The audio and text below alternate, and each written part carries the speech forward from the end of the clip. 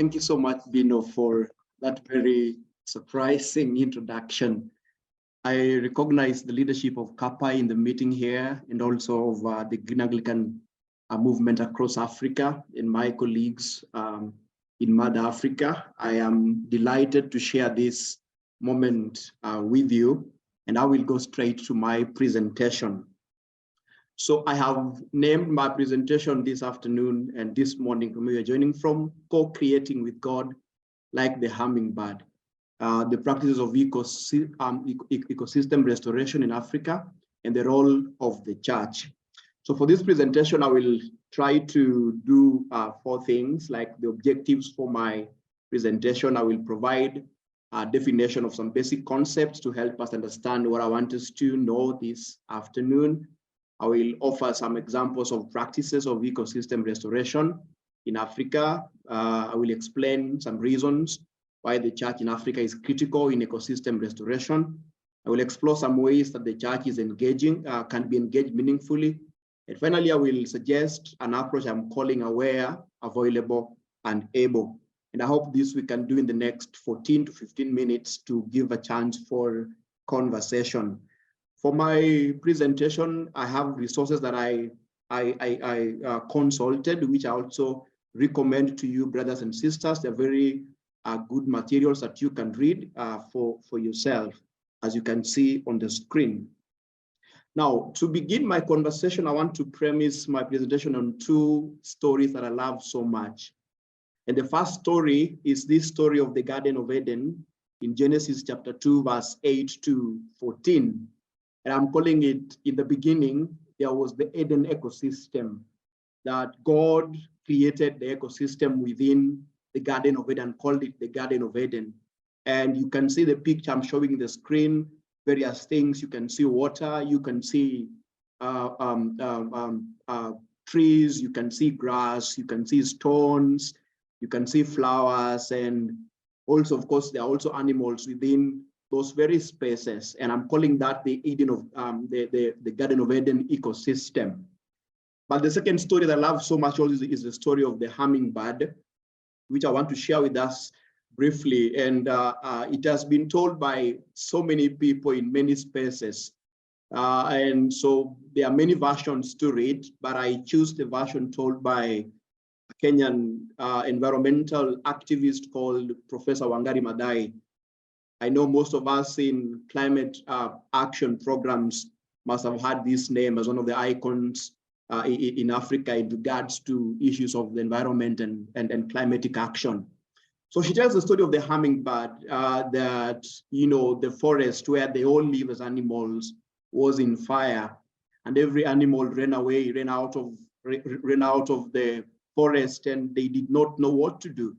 But the hummingbird, as you can see, a very small bird with a very tiny beak, as you can see, went to the river and kept collecting water, going back to the forest, trying to, you know, extinguish the fire, trying to solve the problem.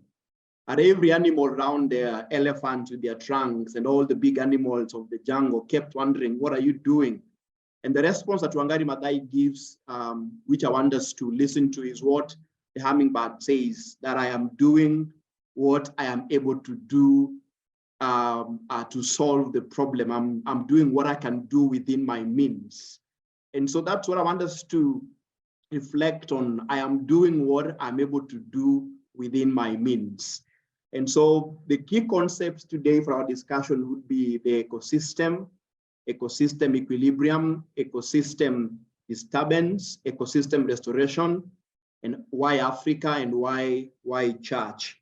If we don't get time to do all this, I will quickly run to why Africa and why the church in Africa. So what is ecosystem?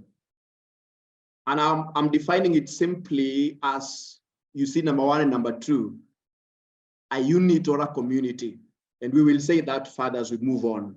But secondly, a system of interdependence. Take note of that word, interdependence, depending on one another. So a community of particular things that depend on one another to sustain existence. And to define it further, ecosystem has been defined in various disciplines, but I'm taking a simple definition for our conversation this afternoon. That an ecosystem is a geographical area where plants, animals, and other organisms, as well as weather, landscape, work together to form a bubble of life, to make life livable. Basically, a community of living and non-living things, what people call technical terms, biotic and abiotic constituents interacting together to make life a bubble, to make life livable, to thrive and to sustain living. So I'm taking it that simply as an interdependent relationship between non-living and living things. And there are two major types of ecosystem, that is natural and man-made. For natural, there are several examples you can see. There is grassland as an ecosystem within itself. There is the forest, desert ecosystem, all forming the natural, or what is called terrestrial natural ecosystem. Secondly, within natural ecosystem, we also have aquatic ecosystem, basically referring largely to water. And we see marine ecosystem largely where there are oceans, and also freshwater ecosystem. What I want us to learn from this is that there can be many ecosystems within a geographical location, as you can see from these types of ecosystems that we are providing. But the second category of ecosystem also is artificial ecosystem, basically man-made. And we can see a crop field as an example of that, or an aquarium as an example of artificial ecosystem, a community of non-living and living things interacting together to sustain life. Beyond that, I want to introduce what is called the ecosystem equilibrium. So an equilibrium basically is a state of an ecosystem in which all components, both living and unliving, balance with one another. And this ensures that all organisms have the resources and optimal living conditions they need. So I want you to take note of optimal living conditions of organisms or of living constituents of the ecosystem.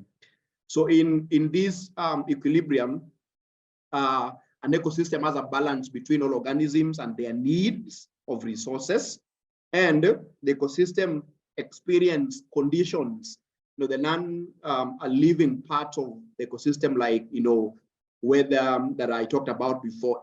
They present an ideal living condition for living organisms.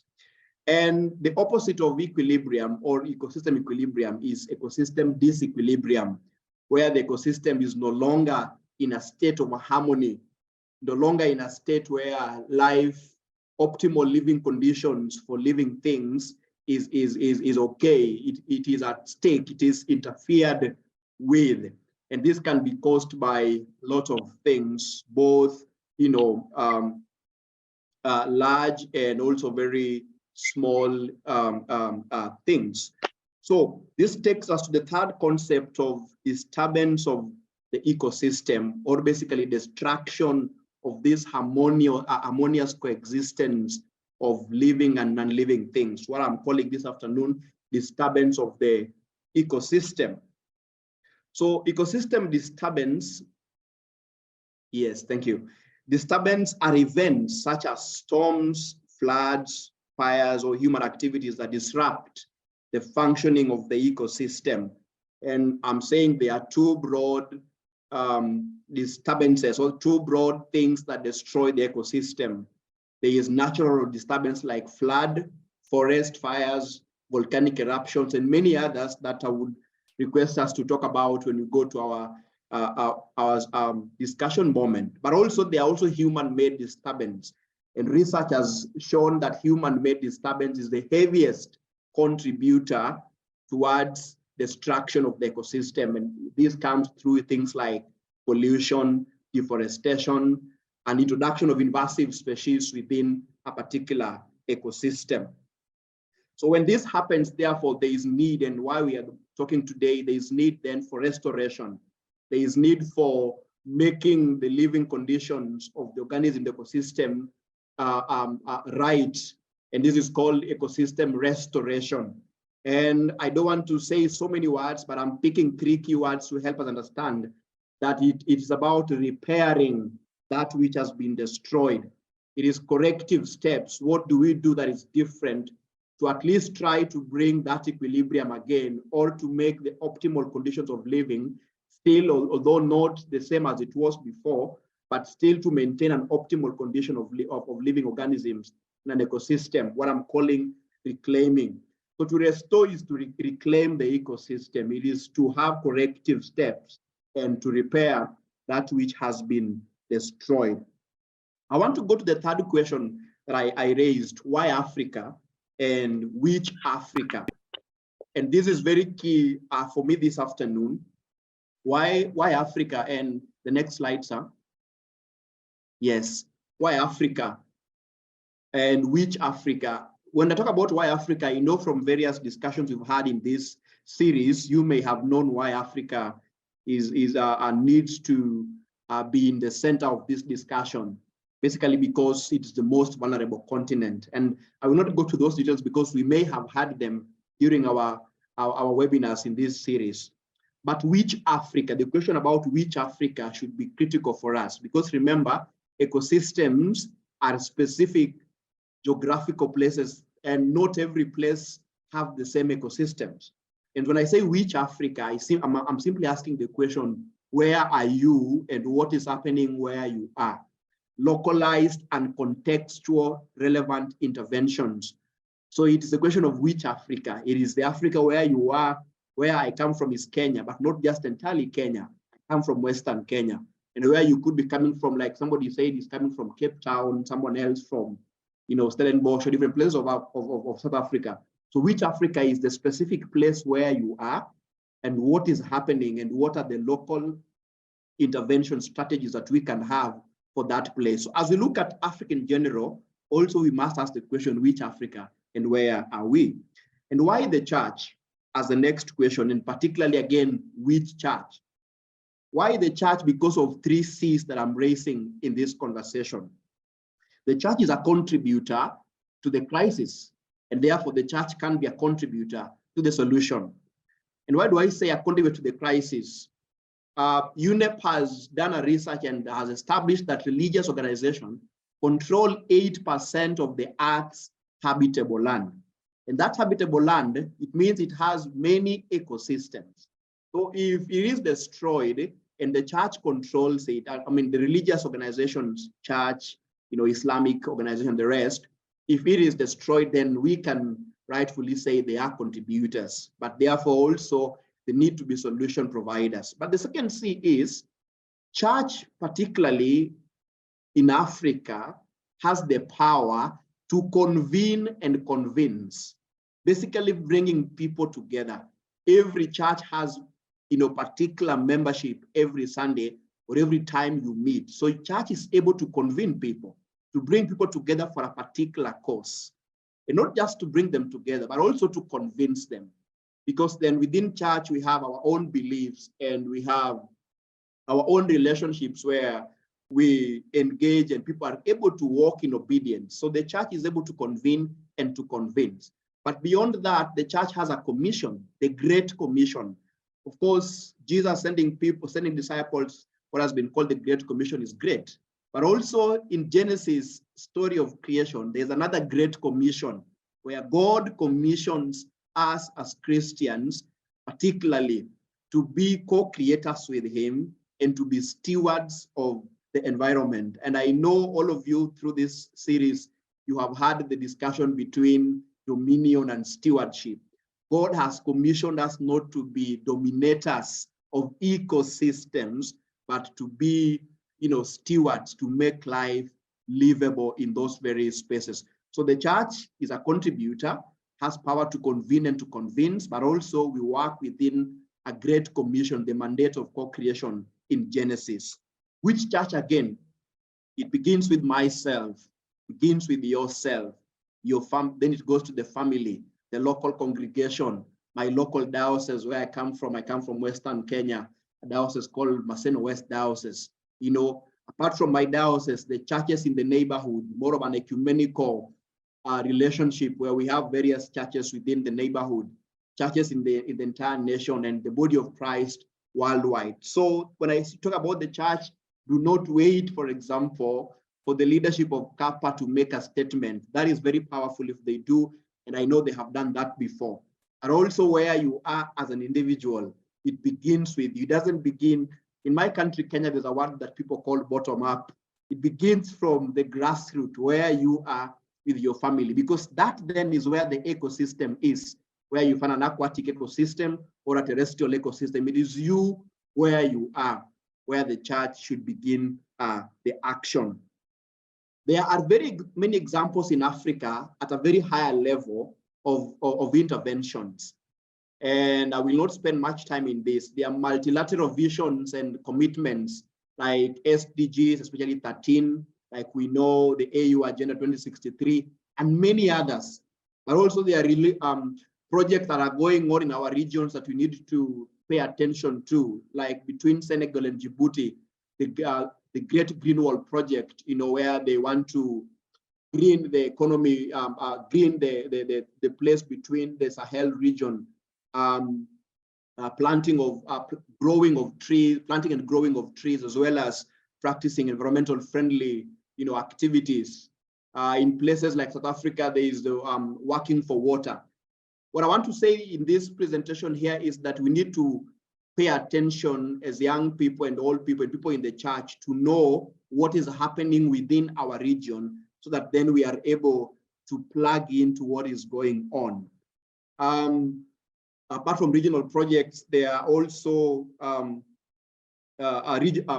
religious-based interventions that we can see in various places, and I will not mention them except the last one, that the Anglican Church worldwide has a mission to safeguard the environment, to safeguard the integrity of creation and sustain and renew the life of the earth, what we are calling mission mark number 5. And there are many others, both at ecumenical level and at national level and African as a continent and beyond. There are many commitments, but that is very important. What I want to focus as today in my presentation is hummingbird actions, the actions of that small bird that I began with, working in your environment where you are to redeem or to, you know, sustain the ecosystem. So there are 3 simple things that I want to suggest to us as I move towards conclusion. 3 simple steps, or 3 simple things that we need to look into as we talk about restoration of the ecosystem. Number 1, think about the soil where you are. Are people practicing sustainable agricultural practices, for example? Do we have prudent management of waste where we are? And are there simple erosion control practices that we can have from our various localities? I am afraid I will not mention a lot of things that happen in specific places, because I want us to begin to look at our localities, the ecosystems within our places. The soil suffers pollution, and the soil in itself, when it is polluted or when the soil is degraded, then life doesn't become livable anymore because of food insecurity and other things that happen to animals and plant life. So what is happening where you are? Think about agriculture around you, think about waste management around you, and soil erosion around you. Number 2, apart from the soil, think about the water.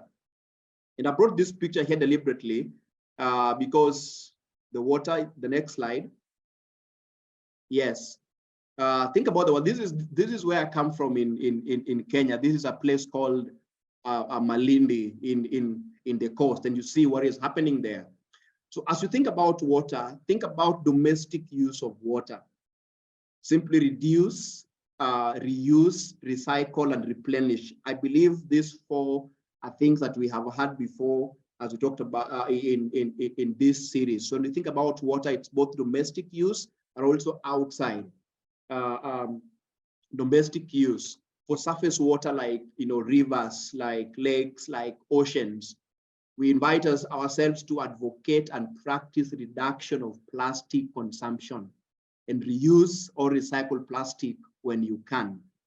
One of the heaviest pollutions of water around us is plastic, and that's why I brought that picture from Kenya. We are invited in our various localities to advocate, friends, for reduction of the use of plastic, because all of them always find their way into the water. But also yourself and advocate for proper disposal of chemical cleaners, oils, and non-biodegradable items to keep them from going down the drain. And somebody asked me recently, how do we begin this? All of us, sometimes we go to supermarkets to buy things. So begin with yourself. I invite you to think about when you go to a supermarket and you carry all you've bought in one plastic bag, for example, go with it home and keep it for the next use, so that not every time you go to a supermarket, you always have to get a plastic bag to carry your things. It begins in that very small way. The plastic bottles that we have, all of us like taking water. And these days, I encourage people to not buy bottled water. It's okay to have it, but I encourage people to have their own flasks or their own bottles where you can simply boil water yourself and feed it into your bottle and carry it so that you reuse it every time. So then we reduce the use of plastics around us. So beyond water, also think about trees as the last thing. So one, around you, think about the soil. Number two, think about the water. And finally, think about the trees. Reforestation and afforestation as things that you'd want to consider within your own localities. Basically, beyond the two, reforestation and afforestation, you need also to advocate that which still exists, which has not been destroyed, still remains as it is without interference. Sometimes we think about planting of trees a lot of times and talk about destruction, but many a times you don't think about preserving that which is already existing, because in many places they are that which still exists, which we need to preserve.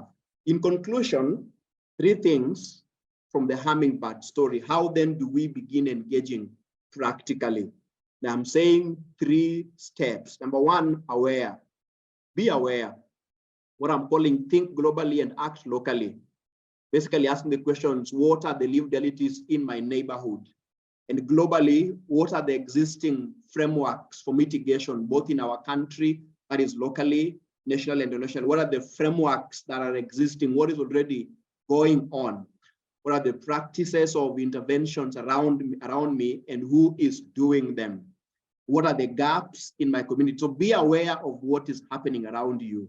Be aware of disturbance of the ecosystem around you. Be aware of policies and frameworks around you and internationally to deal with what is happening, and also be aware of what is already going on, so that then we do not duplicate a lot of things, but we work together to sustain our ecosystems. So be aware. The second A is be available. Basically what I'm calling position yourself and execute. Once you know what you need to do, you need then to get down to work. Asking your questions like, who is already involved in the work? How can we harness our interventions so then we do not duplicate things? We need to be very careful to know that there are people doing things around us, and sometimes support what they are doing or join what they are doing by bringing different perspectives. And largely, I see a lot of times in our various localities, what is largely missing is always the religious voice. We have religious voice like our bishops and archbishops speaking at a higher level, but at very grassroots level, you find a lot of things going on, but there's always the missing link is always, a lot of times if you do your own studies, the religious voice. So how then can you bring that religious voice to what is already going, owing to the fact that the church is able to convene and to convince? Then do we have a committee or a working group? So then you do not just begin to work without a plan. You need to have a committee, a working group that is able to sit, decide, and think through before you begin to execute. Then ask, what can we do? How do we do it? And who should do it and when do we do it? And asking these questions within a committee, within a working group, leads to the final A, which I'm calling be able. Enhance capacity, inspire growth, evaluate actions, empower others, and pass the baton. How are we documenting our work? Some of us do very good things, but it is never documented. So as we keep as the second level of being available to execute and to work needs to be backed by the third level of sometimes also keeping records. What have we done so far? So that we are able to track our progress. What is the impact of our work? Sometimes the impact does not come big time. It comes like the hummingbird impact, just a small thing, and small things that then would double up to the big impact that you're looking for. Monitor those small progress, those small steps, consolidate them as you move to the next level. What are the lessons we can learn based on what we are doing? And who are we accountable to? Are we just working without accountability? We need to ask ourselves, who are we accounting to? As the church, as we do things, already we have existing systems and structures within the church that we need to be accountable to as we work.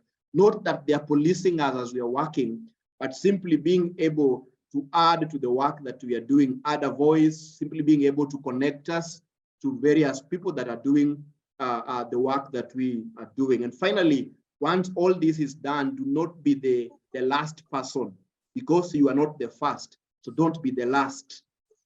Take it from someone, do what you have to do like a hummingbird, and pass on the baton to the next hummingbird, that the work continues to happen even when you are not there. Thank you so much, and I'm looking forward to our interactions.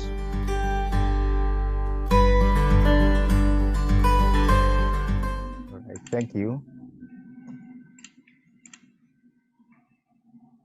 Once again, good day, and I'm presenting on theology of restoration, renewal of the earth. My outline will follow this course. First, we'll look at the topic description, the objectives, and the learning outcomes. And then we shall consider some terminologies which we'll have to define. Most of them, I'm sure we have encountered them already. Then we'll go through our framework of study, which will first look at the reality. What are the contemporary issues? We shall also look at the text and do a selected text interpretation.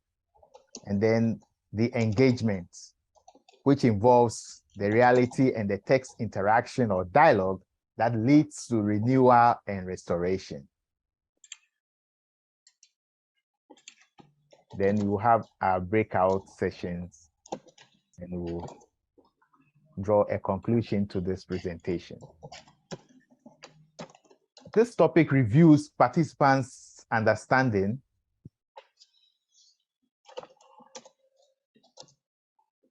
of the reality of the immense environmental crisis in various communities of the world in contemporary times.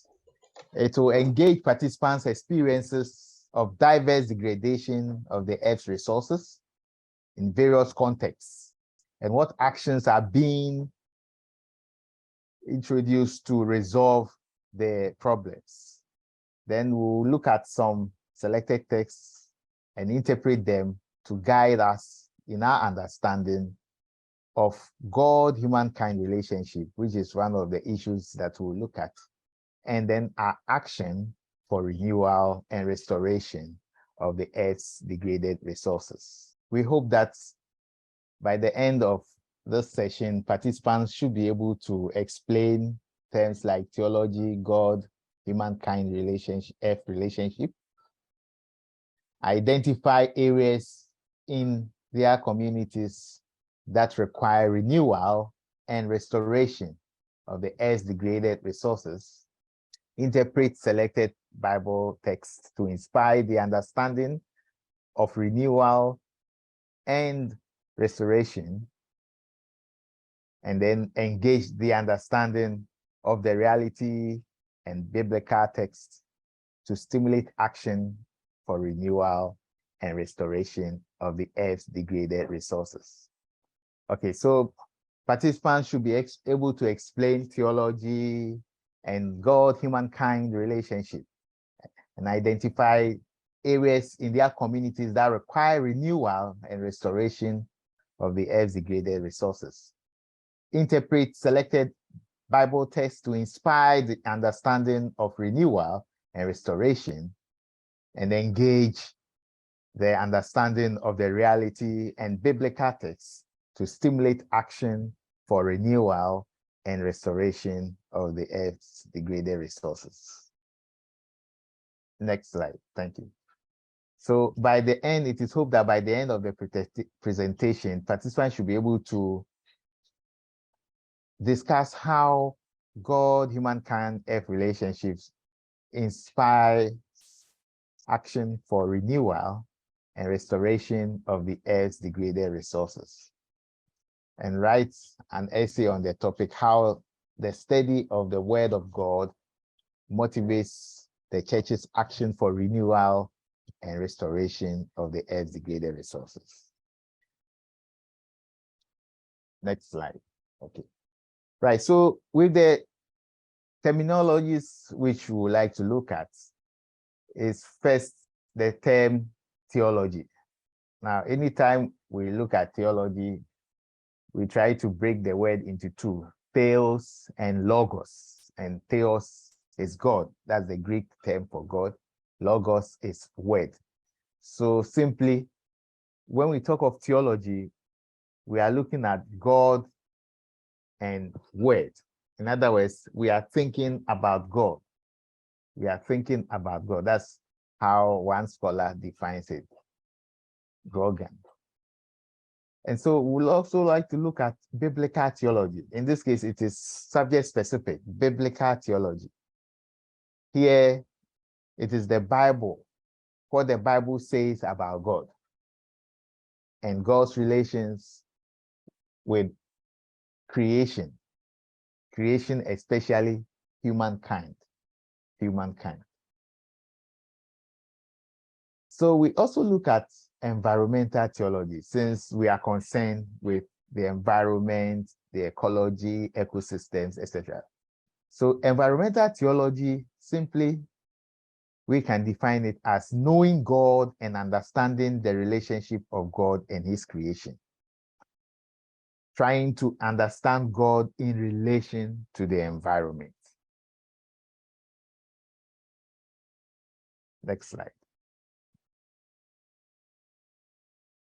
And then we come to eco-theology or ecological theology or ecosystem theology. In this case, there are two subjects involved here. We have the ecology, we have theology. So it looks at the theological basis for the right relationship between God, humanity, and the cosmos or the world. And that's how Diane Drummond defines it. How we look at the theological aspects in the relationship between God and humanity and the world at large. So we can also look at it in this form, tracing the etymology of the term eco. Eco from the Greek oikos, which is house or household. So when we talk of eco-theology, we look at it in the context of a household. It describes the theological discourse that highlights the whole household of God's creation, especially the world of nature, as an interrelated system. Eco-theology came about as a response to the widespread acknowledgement of the immense environmental crisis that threatened the future of life on Earth. It's also arose as a result of the ecological complaints against Christianity. There's so much devastation taking place in the world, affecting the ecology, and human beings sit without any response, or especially Christians. Christians are seen to be quiet. And so the advocates of eco-theology also made a case against Christianity. The subject also involves the study of the disciplines of ecology and theology as a two together. So it's a broad area of collaboration and interdisciplinary adventure. Eco-theology examines creation through the perspectives of Scripture and Christian tradition. Now, it's very important to look at the relationship between God, humankind, and earth, because we see God as the creator, and human beings were created by God to dwell on the earth and to subdue. And we realize that there is a relationship. Now, this relationship is rooted in Genesis chapter 1. There is a relationship between God, humankind, and the earth. And I've demonstrated it in a triangular version where God is on the top. And then you see a relationship between God and humankind. And then a relationship between God and the earth, and relation between God, the earth, and humankind. Now, Genesis 1:1 said, let's go back. In the beginning, God created the heaven and the earth. So God is the owner of the earth. God created man as part of his creation and breathed the breath of life into man. So man is alive because of God's breath. And man lives on the earth, cultivates the earth, and is able to survive. So we see that there's a relationship between the three, God, humankind, and in the earth. Next slide. So now we'll go through our framework. That is the reality, the text, and then the engagement in trying to restore the earth's degraded resources. And we want to look from the perspective of reality, take a look at deforestation. Deforestation, there are many of the contemporary issues of the environment, but we'll look at just deforestation for the sake of time. So deforestation in Africa. Next slide. I tried to search for some data, and from the Global Forest Watch, I came across 2010 to 2021 on statistics on Ghana with regard to deforestation. So in 2010, Ghana had 7,000 million hectares of natural forests, extending over 30% of its land area. And in 2021, it lost 101 kilohectares of natural forests, which is equivalent to 62.9 megatons or million tons of carbon dioxide emissions. So this is the extent of degradation, the effect it is having. Then we look at another country, Kenya. Kenya in 2010 had 3.18 million hectares of natural forests, extending over 5.7% of its land area. And in 2021, that lost 7.27 kilohectares of natural forests, whose equivalent is 2.8 million tons of carbon dioxide emissions. Then South Africa, also in 2010, registered 3.97 million hectares of natural forest, extending 4.3% of the land area. And in 2021, the loss had come to 23.9 kilohectares, and of natural forest area, whose equivalent is 8.68 megatons of carbon dioxide emission. So that's the extent of the degradation, loss of tree cover. Next slide. Sudan, which is a North African country. So Ghana is South, West Africa, Kenya East, and Sudan, North Africa. So you see that 2010 had 72.6 kilohectares of tree cover, extending over just 0.039% of its land area. And in 2021, it had lost up to 50.3 hectares of tree cover, equivalent to 14.8 kilotons of carbon dioxide. So Sudan is quite a place where we have very sparse vegetation because it's in the northern area. Yeah, so that is the reality.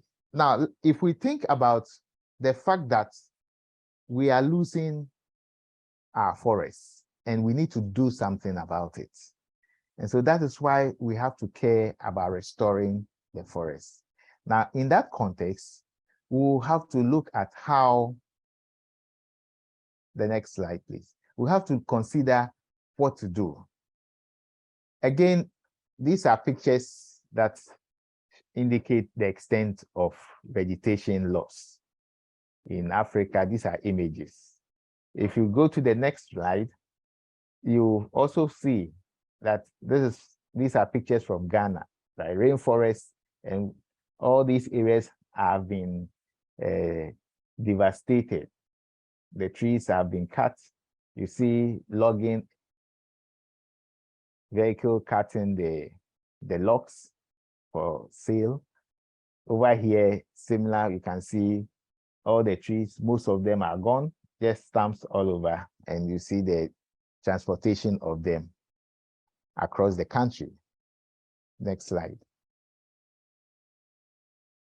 Again, in the rainforest where we have cultivation of cash crops like cocoa, you can see now the trees are very, very scanty. We don't have sufficient of them because of the same deforestation, which has affected even the rainfall patterns. Over here, vast area of the land has been destroyed, deforested, resulting in reduction in emissions. And also we have logs cut, etc., etc. So you can see the extent of the devastation. Now, how do we resolve this problem? Next slide.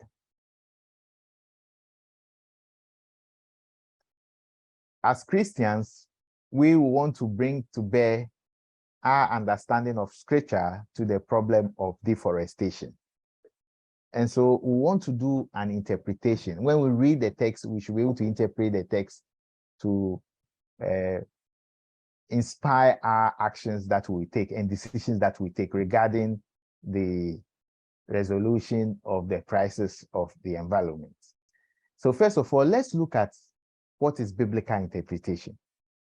Biblical interpretation seeks to establish the locus of meaning of a biblical text and to contextualize the meaning of the experience in the experience of a specific reader.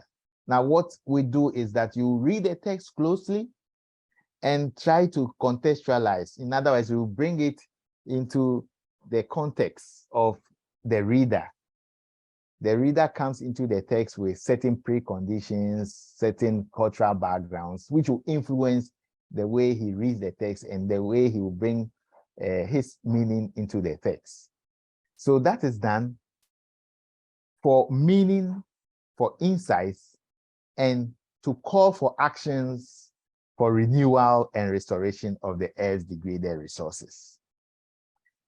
This is a means of communicating the meaning of the text to actions that have to be taken as a result of interacting with the text from the context and background of the one who is reading the text and making meaning of the text.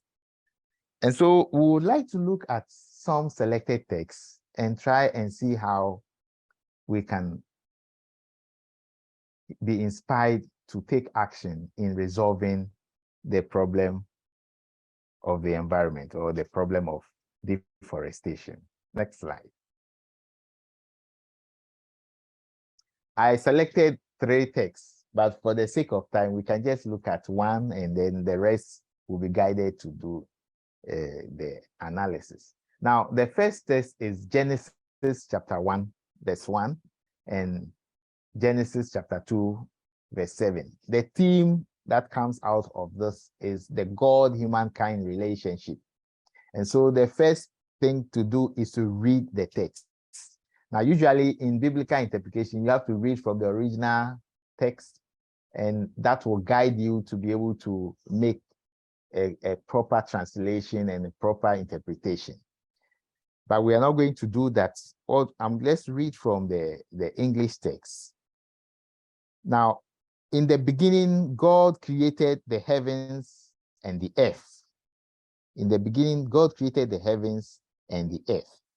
So this is telling us right from the onset that the world came into being by God. He created the world. So God owns the world. Now, when you read the whole of Genesis 1 and 2, we get the story of the creation.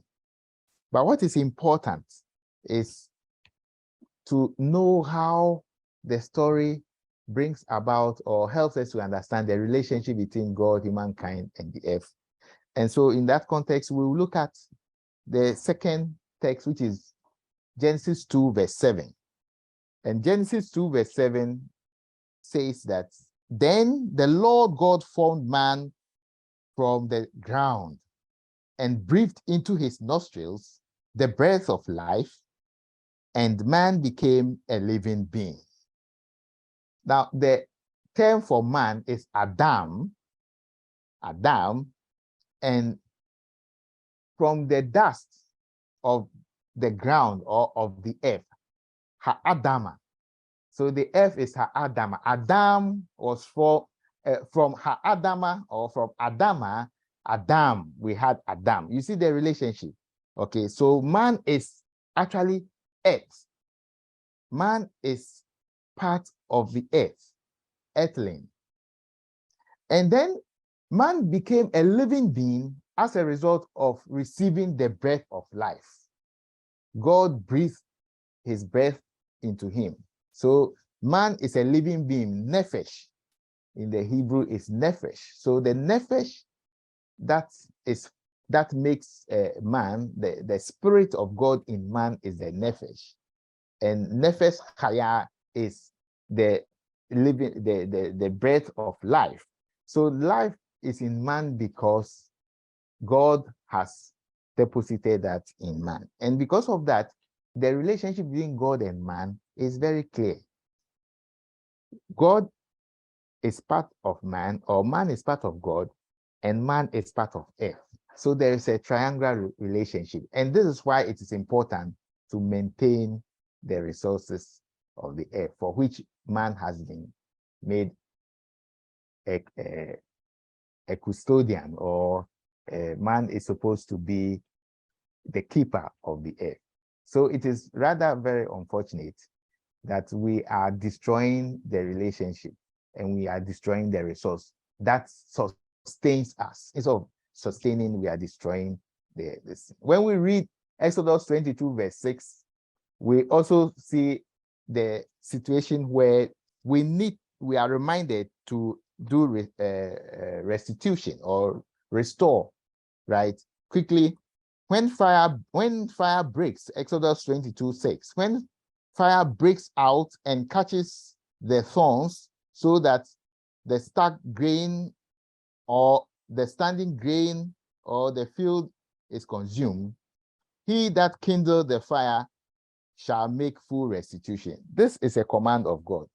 So bushfires destroy our vegetation. And when you at the cause of the fire, you are supposed to restore. So you can only restore the lost vegetation by planting. And so this should guide the actions that we will take by planting and restoring. Then Amos 5:21 to 24 also talks about how to do social justice and what is why it's important to restore,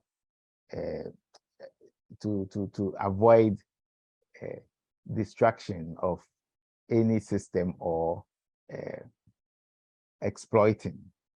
Now, for the sake of time, I will just want us to talk about the actions that we need to take when we are reading the text and what we have to do. One, we know that we have a relationship with the earth, and so we are responsible for sustaining what the earth has provided us. And in so doing, it is important that we maintain the quality of the earth resources. In terms of the tree cover, when we cut them, we need to plant them. The next stage of our interaction is the engagement. Next slide. So engagement, at this stage, we do a text reality interaction. Now, this text reality interaction will guide us to take actions that will result in renewal and restoration. So at this stage, what we have observed on the field in terms of the extent of degradation and how we feel about it and how we have talked about it in observing the reality will guide us in our reading of the text. So we have established that the vegetation cover is lost, or we are losing the vegetation cover at a very fast rate. So in the reading of the text, we should be guided by what the text is telling us concerning how to restore, right? And so in doing that, we need to engage the insights from the reality and the insights from the text. If there is a relationship between God, the earth, and humankind, it tells us that we have a duty to sustain the forest cover in order to maintain our own lives, or to sustain our lives, and to also honor God's creation. And in so doing, we read the text with the understanding that we should maintain the relationship. If we are destroying, God will not be happy with us, and we ourselves are placing our lives at risk. Now, what happens here is that we look at areas of similarities or parallel areas between the text and the reality. So the reality from our background, from our cultural context, what is it that we find similar to that of the reading of the text, which will help us to appreciate that, yes, we can put them together in our resolve to renew the resources. Then we also look at contrast, differences. Are there any differences? Because the reality comes from our cultural context. What we see, are they different from what we read in the scriptures? If it's the Old Testament, for example, it is from the Jewish context. So are there differences? And if there are differences, how are we informed by these differences to help us to understand our action of renewal? Are there any challenges, right? Are there some areas that we find it so difficult? Maybe there are some cultural traditions, right? Traditions or certain taboos, which we think that they will be so much challenging to bring them to bear on the actions that we are going to take.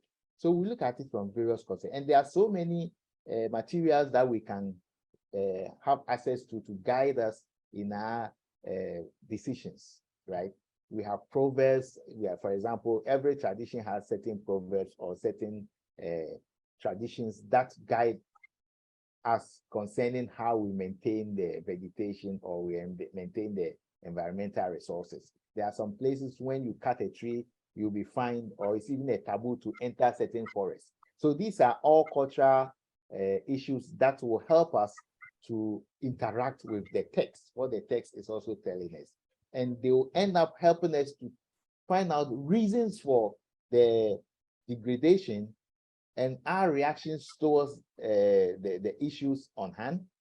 And that will also guide us to take certain actions for renewal and restoration.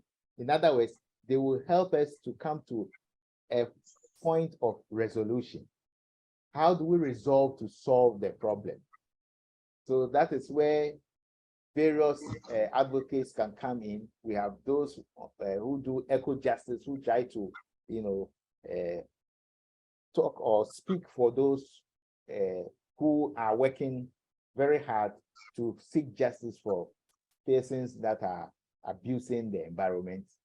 There are policies that government can also make, or that advocates can propose to help to resolve the problem from various actions. So at the resolution level, it should be interdisciplinary, where various people come and speak. We have apologies, Father. May I kindly just give you 5 more minutes? Okay.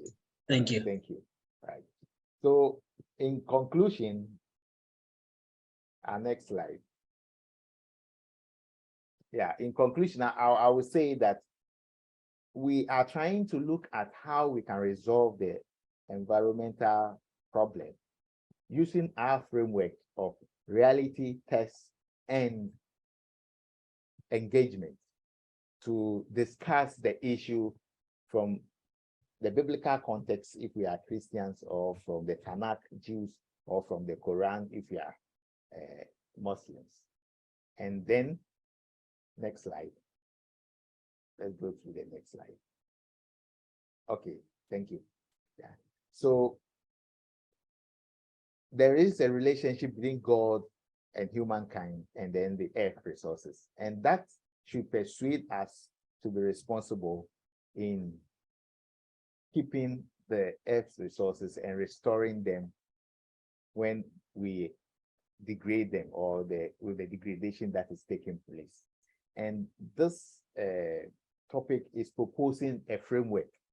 That is, you start from the reality, you engage the text, and then you place the two together in an interaction or a dialogue. And then that will guide us in our response to finding resolution in solving the immense environmental crisis, both globally and locally. Thank you very much for your attention. These are some biblical texts that you can engage in your reading in thinking about the Earth's degraded resources. And these are, the next slide, are some references that you can read. Thank you very much.